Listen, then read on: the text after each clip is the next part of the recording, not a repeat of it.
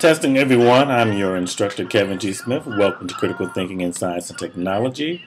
Welcome to week 3 summer video. For those that are paying attention to your syllabus, I actually have intelligent design on the syllabus. I've actually switched the topic to population control.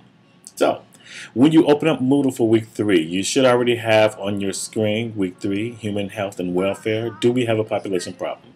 Which begins on page 56 in the textbook. And for those that have been constantly bugging me and badgering me, this is what the textbooks look like.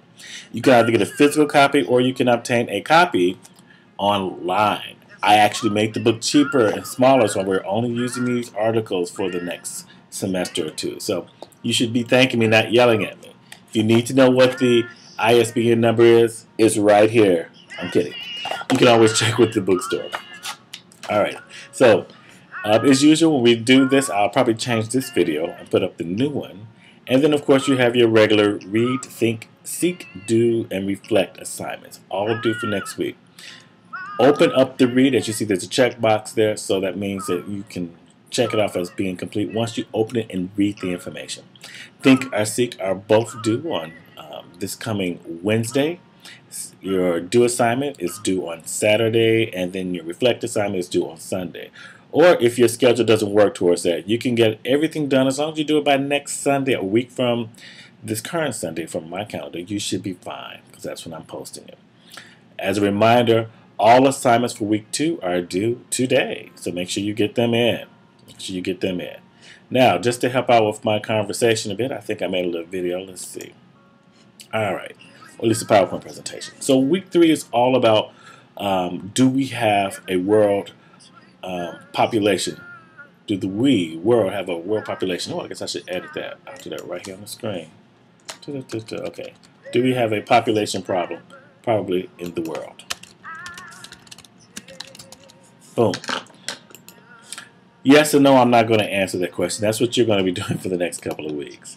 So, if you check out the PowerPoint presentation on the screen, it's real simple. If you read the read section, it will give you most of the information that you need. The reading assignments, any extra links and URLs. Netiquette is very important. I'm noticing some of you all are kind of not necessarily being flippant or jokingly, but just be mindful that these are your peers and your colleagues. That's why we did our orientation exercise 2 weeks ago. The deadlines are here. The point values are all here. Most of the information that you typically need every week is inside the read section. So start there first. Don't have me start. I'm not giving extra credit on that. I'm just going to start calling you out for those that don't. Now, the think assignment this week is actually based on helping to support your STEM final research papers or videos or presentations or whatever you decide to do. So follow the instructions accordingly. It's going to give you some time to come up with your own thesis about what your topic is all about to get you to start thinking about it and to find some good resources online or in writing. Take some time to really do some research to start gathering evidence. Now, here's what's going to make your research final papers perfect. I've given you pretty much the capstones of what I'm reading and evaluating you on or assessing you on at the end of the term with your papers. I'm going to need for you to be able to explain what the issue or the problems actually are for the topic that you chose. I'm going to need for you to be able to provide evidence. And the 2 categories that I normally look for, this is how I judge those areas. For explanation of the issue, to make sure that you can understand and explain the issue properly, I need to have your paper or presentation demonstrate that you've considered it critically and that you clearly describe and comprehensively describe all the relevant information necessary to say what the issue or issues are for the topic that you selected. Also, for evidence, you need to make sure that you're providing evidence taken from real sources with enough interpretation or evaluation on your part to really talk about that information that you found. So that means you find some expert opinions. Make sure you're looking at both sides of some issues about the topic. Don't just look at it from subjectively a point of view, which is just your own.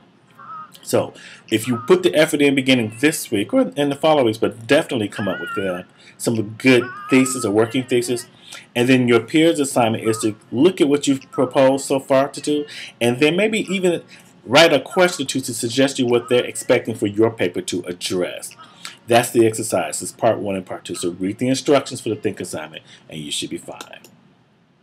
The seek assignment is rather typical. I'm typically having you add some information going back to the population control, again, inside your textbook.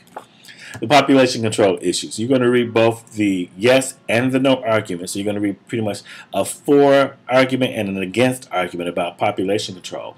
But on top of that, you're going to go off and find your own academic article, your own newsworthy article on population control, or even a good video. And everybody should find and submit something different to this whole resource library that we're creating. But I want you to find something good and then write 2 to 4 sentences about what you found. Kind of a snapshot or a synopsis of what it is that we're supposed to be reading. Let the option for us determine if we want to read the entire article or not, but it really will depend on how you describe it. So 2 to 4 sentences, and then once you do that, I believe you are responsible for commenting on at least 3 or 4 or maybe 5 of your peers' articles. You're supposed to write down, don't just say, hey, I really like this article you selected, Kevin. I will get you if you do that. This is a critical thinking class, so I've given you some suggestions. When you're responding to your peers' articles in their selection, you should write down, I agree with this article, and state why you agree with it, what you agree with in the article specifically, or even if you disagree with the article that they've selected, and specifically what you disagree with. Or even if you view the article but you want to take a different spin or approach on it, and say, I see this differently, and explain exactly what and how you see it differently and what people should consider. Or if you add something totally new that the article did not cover and you felt that it should have, then you can talk about that. But when you are replying and responding to your peers' articles and postings, I need you to do a little bit more critical thinking. Think, people. I've digressed. I'll move on. Your do assignment is real simple.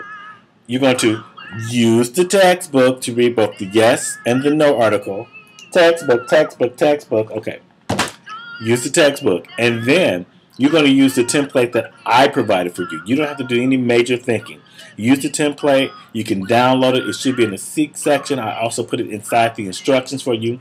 It's in a Word file. All you have to do is put the question up and answer the question in details. And I want some intelligent questions, not high school questions, not those one simple statement answers, unless you deem it worthy, but make sure it's complete. Write complete answers. Don't leave any of the questions, or don't leave anything for us to interpret or guess what you mean. I want to be able to understand exactly what you mean when you make your statement.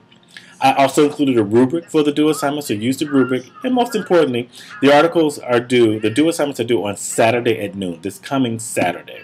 So use that. If you don't get it, of course you have until Sunday. You have until Sunday to do all of the work. But definitely use your deadlines. You have the most added value points when you're able to meet the deadlines. You can get the maximum amount of points. And last but not least, the reflect assignment this week, I'm giving you a choice. You can have to reflect in general on what you've learned about population control from the textbook and your extra added articles and research. Or I've even given you 4 specific questions that you can address for your reflect if you didn't feel like coming up with your own comments. But you need to reflect. Oftentimes I'm noting that people are forgetting to reflect because it's due on Sunday and y'all get tired. Just do it all together. Typically do the reflect after you've done the do assignment. That's what I would do. But hey, and then you also make sure you go off and read some of what your peers have stated.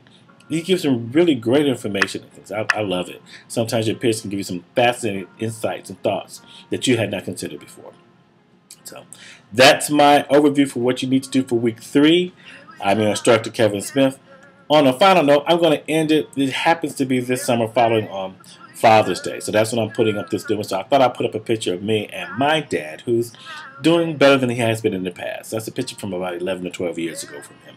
So I thought I'd kind of put it up there. So happy Dad's Day to all the mom dads and the dad dads and those dad role models and dads in general. I wish you well. Have a great week. I'm your instructor, KG Smith. Feel free, if you have more questions, feel free to email me. That's always the best way. Otherwise, if you'd like to make an appointment with me, I'm not on Chicago State's campus at all this summer. But you can't catch me either on Google Hangout or Chat or maybe Skype. If you'd like to make an appointment, let me know. Phone calling is kind of awkward. I can't always get it, but I'm quick to respond to email, and I'll call you. Leave a number and a time when I can call you if you need to talk to me one-on-one. I will call you back. Have a great one, everyone. Thanks. Looking forward to your responses. Oh, and yes, I'm grading. I did the first section. Now I'm going to be doing section 52 today and tomorrow. So don't sweat it. I'm going to catch up with your grading. It's just a lot. Some of y'all give really good answers. Have a great one. Peace.